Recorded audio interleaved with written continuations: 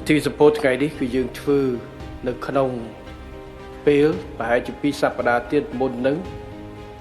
ថ្នាក់ដឹកនាំជាន់ខ្ពស់របស់ចិនអាដាមប្រធានាធិបតីស៊ីជីនពីងនឹងមកទស្សនកិច្ចជាផ្លូវការនៅកម្ពុជានៅក្នុងគម្រោងទស្សនកិច្ចផ្លូវការ3ប្រទេសម៉ាឡេស៊ីវៀតណាមនិងកម្ពុជា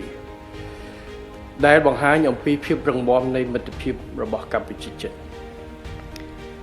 នៅក្នុងរយៈនេះគឺឃើញមានការអត្ថាធិប្បាយផ្សេងកសែតផ្សេងអំពីទំនាក់ទំនងកម្ពុជាចិនដែលគេបានអត្ថាធិប្បាយថាទំនាក់ទំនងកម្ពុជារដ្ឋាភិបាលជាពិសេសរាជរដ្ឋាភិបាលថ្មីរបស់កម្ពុជាជាមួយនឹងរដ្ឋាភិបាលចិនគឺមានការធ្លាក់ចុះជាកំពុងអញ្ចឹងខ្ញុំសូមមិនបកស្រាយទេអ្វីដែលសំខាន់សកម្មភាពជាក់ស្ដែងការសម្ពោធនៅការវឹកវើរួមគ្នាក៏ដូចជាទស្សនៈផ្លិចការរបស់ប្រមុខកម្ពុជារបស់រដ្ឋាភិបាលចិនគឺបញ្ជាក់សពគ្រប់ទៅហើយបាទបើអ្នកមិនយល់ទៀតខ្ញុំមិនដឹងថាបញ្យល់យ៉ាងម៉េចទេ